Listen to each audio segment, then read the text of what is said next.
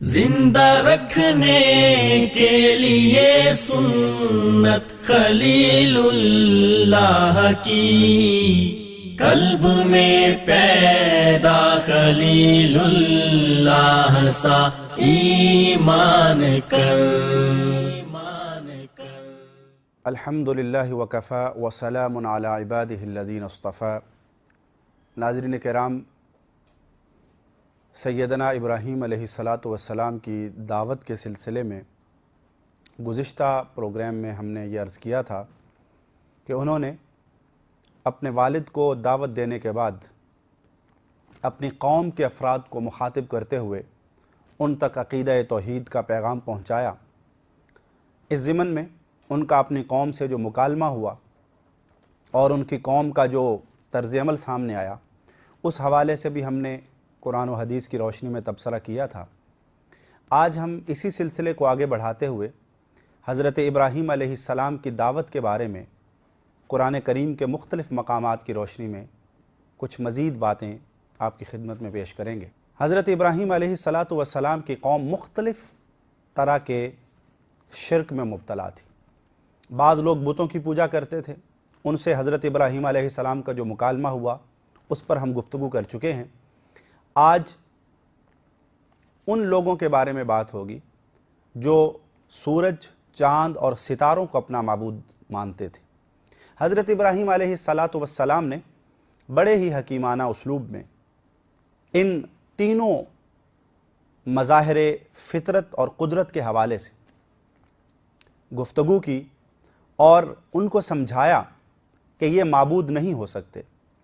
قرآن کریم نے اس کو بیان کیا ہے، چنانچہ فرمایا وَكَذَلِكَ نُرِي إِبْرَاهِيمَ مَلَكُوتَ السَّمَاوَاتِ وَالْأَرْضِ وَلِيَكُونَ مِنَ الْمُوقِنِينَ فَلَمَّا جَنَّ عَلَيْهِ اللَّيْلُ رَأَىٰ كَوْكَبًا۔ جب رات کا اندھیرا چھانے لگا تو آسمان پر ستارے نمودار ہوئے۔ ستاروں کی ٹمٹماہٹ اور ان کی جگمگاہٹ کو دیکھ کر حضرت ابراہیم علیہ السلام نے فرمایا قال هذا ربی، یہ میرا رب ہے۔ یہ انداز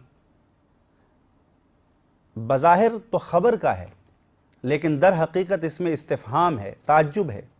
کیا یہ میرا رب ہے؟ یا یہ ہے کہ یہ میرا رب ہو سکتا ہے؟ فلما افل قال لا احب الافلین، لیکن جب تھوڑی دیر کے بعد ستارے ماند پڑ گئے چاند کی روشنی کے بعد، گویا کہ ستارے ڈوبنے لگے، تو فرمایا کہ ستارے خود ڈوب گئے ہیں، یہ کسی کے معبود کیسے ہو سکتے ہیں؟ جو خود کو ڈوبنے سے نہ بچا سکے وہ دوسروں کو مشکل کشائی کیسے کر سکتا ہے؟ دوسروں کو ڈوبنے سے بچانے والی ذات وہ معبود ہو سکتی ہے، ڈوبنے والی ہستی کو معبود قرار نہیں دیا جا سکتا۔ اس کے بعد جب چاند نمودار ہوا اور چاند کی کرنوں نے پوری دنیا کو اپنی آغوش میں لیا اور ایک روشنی پھیلی، فلما رأى القمر بازغا قال هذا ربی، جب چاند کو چمکتے ہوئے دیکھا تو کہا یہ میرا رب ہے۔ فلما افلت، لیکن چاند کی روشنی بھی رات کے اندھیرے کی مرہون منت ہے۔ جو ہی رات کے اندھیرے چھٹتے ہیں اور سورج اپنا رخ دنیا کے سامنے پیش کرتا ہے اور سورج نکلتا ہے تو چاند کی روشنی ختم ہو جاتی ہے، چاند غروب ہو جاتا ہے۔ تو فرمایا فلما افلت، جب سورج غروب ہو گیا، فرمایا لئن لم یہدینی ربی لأکونن من القوم الضالین۔ جب چاند غروب ہو گیا تو فرمایا کہ اگر میرے رب نے مجھے ہدایت نہ دی تو میں تو گمراہوں میں سے ہو جاؤں گا۔ یعنی جو اپنا وجود برقرار نہیں رکھ سکتا وہ معبود کہلانے کا مستحق نہیں ہے۔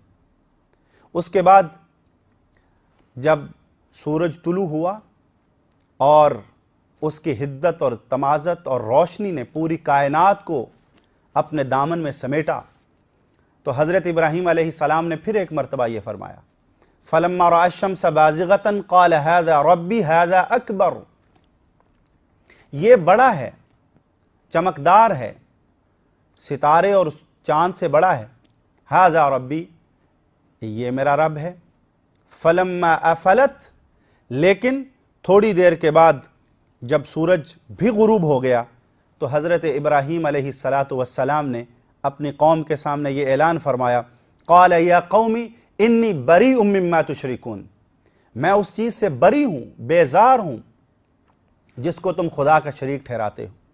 तो सूरज के बारे में भी दलील वही है कि ये भी अपने आप को गुरूब होने से बचा नहीं सका, इस पर भी ज़वाल आता है, इसको रात की तारीकी छुपा देती है, इसलिए सूरज भी माबूद नहीं हो सकता। तो इस तरीके से हज़रत इब्राहीम अलैहिस्सलातु वस्सलाम ने बड़े ही अक़ली अंदाज में, मंतकी अंदाज में, लॉजिकल अंदाज में उनको ये समझाने की कोशिश की कि ना तो सितारा माबूद हो सकता है, ना चाँद परस्तिश के लायक है, और ना ही सूरज इस लायक है कि उसको माबूद माना जाए। चाँद, सूरज और सितारे ये सिर्फ़ और सिर्फ अल्लाह रब्बुल इज़्ज़त की मखलूक हैं, और इनके मकासद भी कुरान करीम में बयान फरमा दिए गए हैं कि सितारे रहनुमाई के लिए हैं, चाँद रोशनी मुहैया करता है रात के मौके पर, और सूरज दिन के वक़्त में रोशनी और दुनिया को हिद्दत और तमाज़त अता करता है। और ये वो काम हैं जो अल्लाह रब्बुल इज़्ज़त ने इनके ज़िम्मे लगा रखे हैं। इसके अलावा इनका कोई काम नहीं है। इनके सामने झुकना और इनके सामने सजदा रेज़ होना और इनको ताकतों का मरकज़ व महवर समझना, ये बेअक़ली की बात है।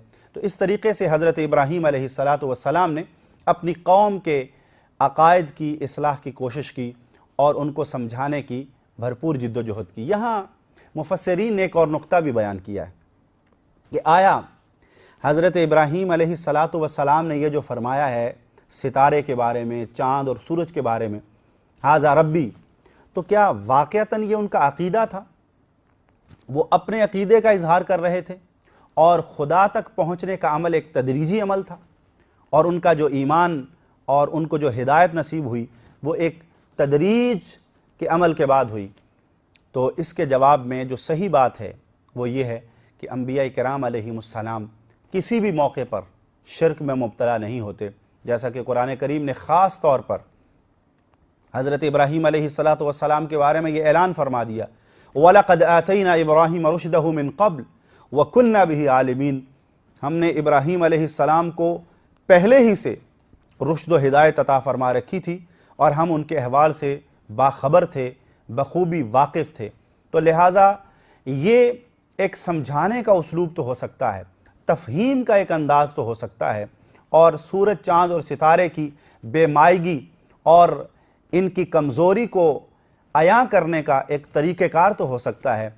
इसको हज़रत इब्राहीम अलैहिस्सलातु वस्सलाम का अक़ीदा नहीं कहा जा सकता। नाज़रीन किराम, सैयदना इब्राहीम अलैहिस्सलातु वस्सलाम को अपनी कौम की हिदायत की बहुत ज़्यादा फ़िक्र थी, और ये तमाम अंबिया किराम अलैहिस्सलातु वस्सलाम की ये ख्वाहिश रही है, ये कोशिश रही है कि किसी तरीक़े से उनकी कौम अल्लाह की बगावत, अल्लाह की सरकशी और शिरक से ताइब होकर अक़ीदा तौहीद को इख्तियार कर ले, वो अल्लाह की बंदगी में आ जाए और जहन्नुम से बचकर वो जन्नतों की वारिस बन जाए। इसलिए पैगंबर को जब भी मौका मिलता है, जब भी कोई ऐसा इवेंट आता है, जब भी उसे किसी जगह पर बात करने की कोई फ़ुर्सत मिलती है, तो वो पैगंबर उस मौके को ज़ाया नहीं फरमाते, बल्कि अपनी बात को एक नए अंदाज में पेश करते हैं। यही चीज़ हम हज़रत इब्राहीम अलैहिस्सलातु वस्सलाम की सीरत पाक में देखते हैं। चुनांचे कुरान करीम ने मुतअद्दिद मकामात पर उनकी दावत को बयान किया है। एक और मकाम को लीजिए, सूरह अंकबूत में हज़रत इब्राहीम अलैहिस्सलातु वस्सलाम ने जो अपनी कौम को दावत पेश की और जिस तरीके से उनके माबूदों की कमज़ोरी को उजागर किया है, उसे भी देख लेते हैं। चुनांचे हज़रत इब्राहीम अलैहिस्सलातु वस्सलाम अपनी कौम से मुखातिब होकर ये कहते हैं, उअबुदुल्लाह, ऐ मेरी कौम के लोगों, अल्लाह की इबादत करो, वत्तकू, और उसका तकवा इख्तियार करो, ज़ालिकुम खैरुल लकुम इन कुंतुम तालमून, यही तुम्हारे हक़ में बेहतर है अगर तुम जानते हो। आखिरत में अगर अल्लाह की जन्नत हासिल करना चाहते हो, अल्लाह की खुशनुदी पाना चाहते हो और अल्लाह के पसंदीदा इंसानों में अपना शुमार करवाना चाहते हो, तो फिर अल्लाह की इबादत करो اور اس کی خشیت اور اس کا تقوی اپنے دلوں کے اندر پیدا کرو۔ اور اس کے بعد یہ فرماتے ہیں کہ یہ جن لوگوں کی تم عبادت کرتے ہو ان کی حیثیت کیا ہے؟ انما تعبدون من دون اللہ اوثانا، تم اللہ کے علاوہ بتوں کو پوجتے ہو، وتخلقون افکا، اور جھوٹ باتیں گھڑتے ہو جن کی کوئی بنیاد نہیں ہے، کوئی اساس نہیں ہے، ان کی کوئی دلیل موجود نہیں ہے۔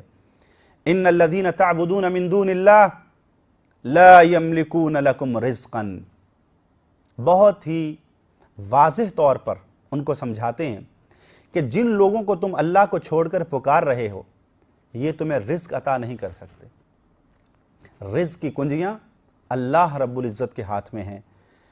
فابتغوا عند اللہ الرزق، اگر تمہیں رزق چاہیے، اگر تمہیں روزی چاہیے، اگر تمہیں سامان زیست چاہیے، اگر دنیا کے اندر رہنے کا سامان تمہیں درکار ہے، فابتغوا عند اللہ الرزق، تو رزق صرف اور صرف اللہ رب العزت کے ہاتھ میں ہے، لہٰذا اسی کی بارگاہ سے جا کر رزق کو تلاش کرو۔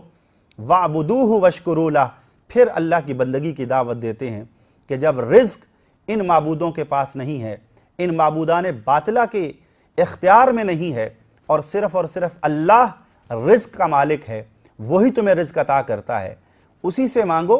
وَاعْبُدُوهُ، پھر بندگی بھی اسی کی کرو۔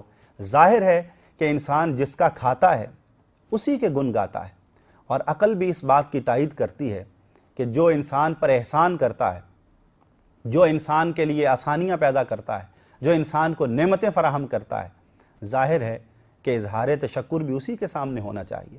جب رزق اللہ رب العزت عطا فرما رہے ہیں تو اس لیے جبین نیاز کو اسی کے سامنے جھکنا چاہیے، دست سوال اسی کے سامنے دراز کرنا چاہیے، اور اپنے دل کے اندر اسی کی محبت اور اسی کی خشیت کو بسانا چاہیے، امیدیں اسی سے وابستہ کرنی چاہیے، اور توکل اور بھروسہ اسی کے اوپر ہونا چاہیے۔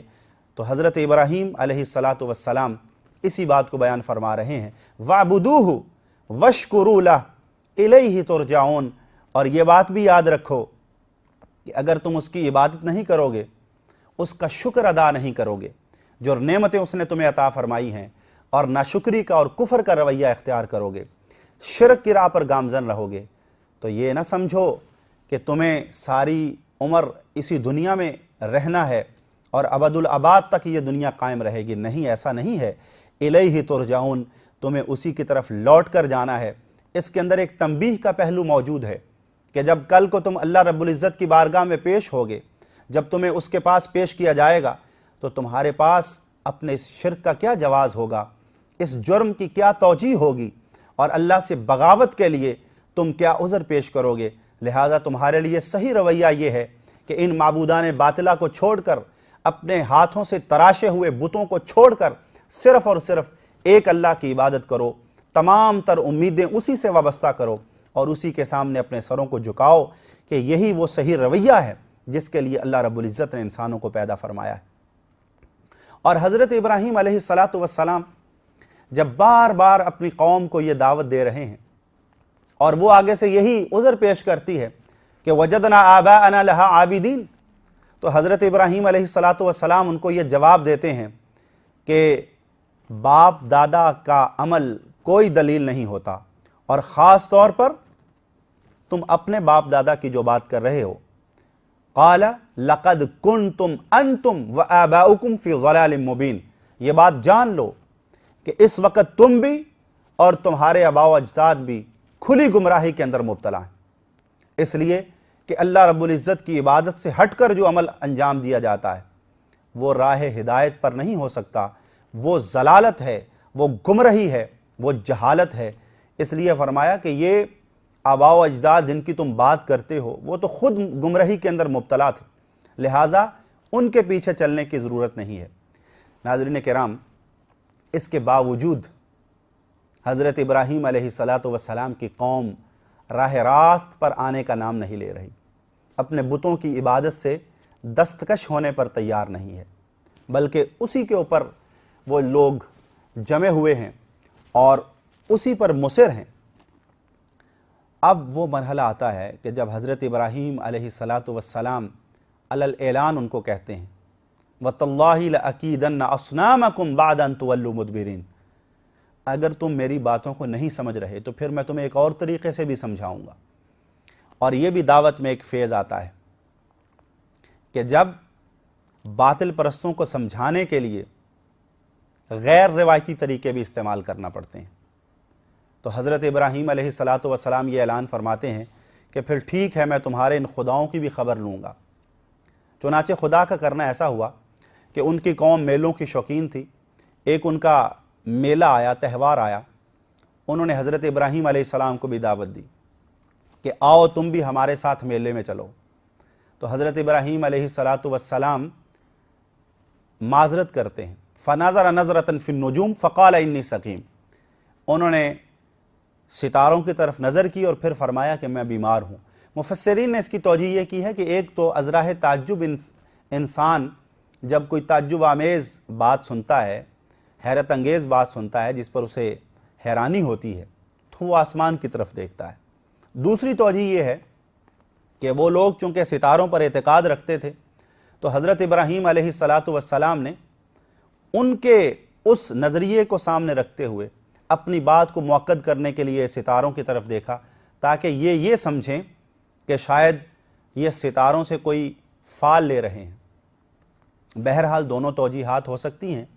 चुनाचे हज़रत इब्राहीम अलैहिस्सलातु वस्सलाम ने कहा कि मैं बीमार हूँ। अब ये बीमारी ज़ाहिरी भी हो सकती है, मुमकिन है कि वो वाक़अतन बीमार हों, और दूसरा मतलब ये भी है कि वो रूहानी तौर पर अज़ियत में मुब्तला थे। वो सकीम इस एतबार से थे कि उनका दिल परेशान था, उनकी रूह ज़ख्मी थी, उनके क़ल्ब व ज़हन में एक अज़ियत बपा थी, तकलीफ़ थी, रंज था, दुख था कि ये कौम जिसको मैं बार बार तौहीद की तरफ दावत दे रहा हूँ, ये आखिर मेरी बात को क्यों नहीं समझते। बहरहाल हज़रत इब्राहीम अलैहिस्सलातु वस्सलाम ने इनकार कर दिया, और जब लोग मेले की तरफ चले गए तो हज़रत इब्राहीम अलैहिस्सलाम ने उस मौके को गनीमत जाना और सोचा कि आज बुत कदे में जाकर इनके बुतों की खबर लेनी चाहिए। चुनाचे कुरान करीम ने इस बात को बयान किया है, फ़तवल्लौ अन्हु मुदबिरीन, वो पीठ फेर कर चले गए, फ़राग़ इला आलिहतिहिम। अब हज़रत इब्राहीम अलैहिस्सलातु वस्सलाम बुत खाने में जाते हैं और उन बुतों को मुखातिब होकर ये कहते हैं, फ़राग़ इला आलिहतिहिम फ़क़ाल अला तअकुलून। उनके सामने अनवा व अक़साम के खाने पड़े हुए हैं जो कौम ने चढ़ावे के तौर पर, नजराने के तौर पर पेश किए हैं। तो वो कहते हैं कि तुम खाते क्यों नहीं हो। मा लकुम ला तंतिकून, तुम्हें क्या हुआ है कि तुम बोलते क्यों नहीं हो, तुम्हारी नुत्क़ की सलाहियतें कहाँ चली गई हैं, तुम मोहर बेलब क्यों हो, तुम्हारे ऊपर सुकूत क्यों तारी है, गुफ्तगू और कलाम की कुव्वत तुम्हारे अंदर क्यों मौजूद नहीं है। फ़राग़ अलैहिम ज़रबन बिल यमीन, और उसके बाद एक कुल्हाड़ा लिया और उनके ऊपर ज़रब लगाना शुरू कर दी। फ़जअलहुम जुज़ाज़न इल्ला कबीरन लहुम लअल्लहुम इलैहि यरजिऊन, और उसके बाद उन बुतों के ऊपर पे दर पे ज़रबे लगाने के बाद उनको टुकड़े टुकड़े कर दिया। इल्ला कबीरन लहुम, लेकिन वो महाबुत जो था, वो जो उनका सबसे बड़ा बुत था, माबूद बातिल था, उसको छोड़ दिया। लअल्लहुम इलैहि यरजिऊन, शायद कि वो उसकी तरफ रुजू करें। हज़रात गिरामी कदर, अंबिया किराम अलैहिमुस्सलातु वस्सलाम अपनी कौम के इंतहाई ज़हीन और दानिश्वर लोग होते हैं। उनके अंदर ज़हानत बेपनाह अल्लाह रब्बुल इज़्ज़त ने रखी होती है।